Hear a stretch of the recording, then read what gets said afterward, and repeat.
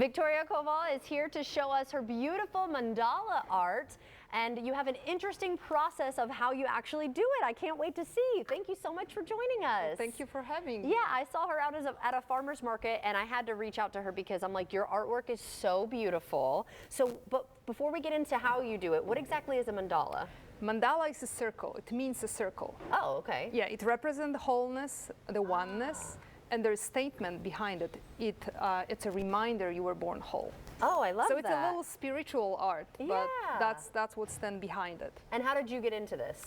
So I never was drawn to any kind of art. I'm a horse trainer. Oh, interesting. I've been sitting on my front porch with like a clay flower pot, and I just felt inspired. I just wanted to paint a flower. Right. And it didn't look right. So I took the end of the brush, paintbrush, and I started making dots, and I created a mandala, and I was like, wow, okay. That's so cool. And what is the tech? Is it a technique called something specific? So we can say it's a dot art. Dot art, when you okay. actually don't use brushes. Right. Some people use brushes, but the easiest is just to use like plastic sticks. Okay. Or little styluses. Yeah.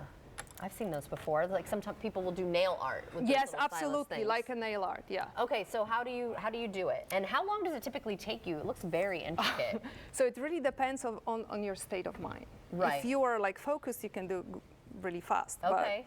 But, and it depends on the size, I'm sure. Yeah, it depends on the size. So it's basically just dip the stick in the paint. Okay. And just make a dot, and then dip, and that. And so just a lot of patience. So it teaches you patience.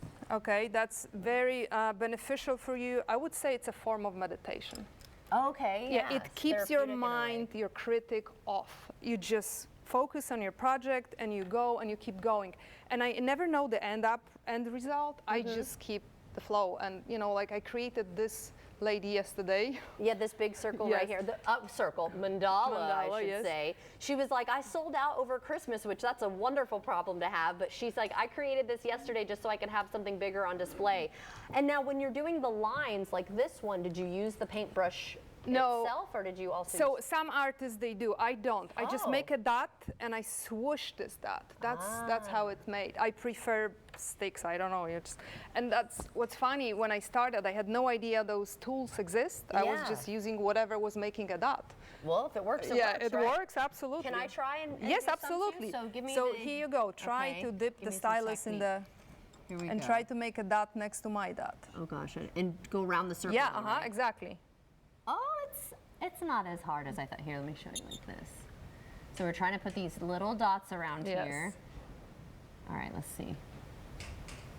Oh man, I'm nervous though. Like I don't want to be too shaky. Can you get a couple dots without having to dip So back then in, they won't have the same size. That's the thing. So each time you have to dip and dot. So it takes time. It really takes time.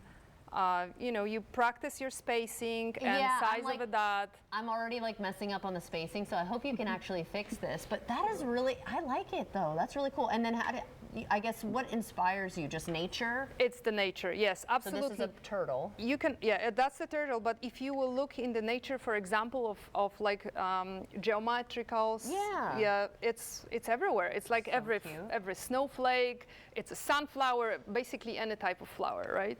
Yeah. And it's like cut the tree trunk, and you will see a mandala there. So it always has the middle, and it symmetrically goes out. Yeah. So that's how it works. What piece has taken you the longest, and how long was that? The biggest piece I make was 30 inches. Really? Yes. I had one lady came to my booth, and she said, I want this cat, but in this size. So I said, I'm not going to make a cat, but I'm going to make a mandala. There you go. And it just goes. It took me 2 weeks because it was the first big one. Are you serious? Yeah. So can people get custom then, or do you just? Absolutely. I take commissions. Okay. Obviously, it takes time. So. Yeah. But I do. So you can come to farmers market. I sell my where art. Are you going to be?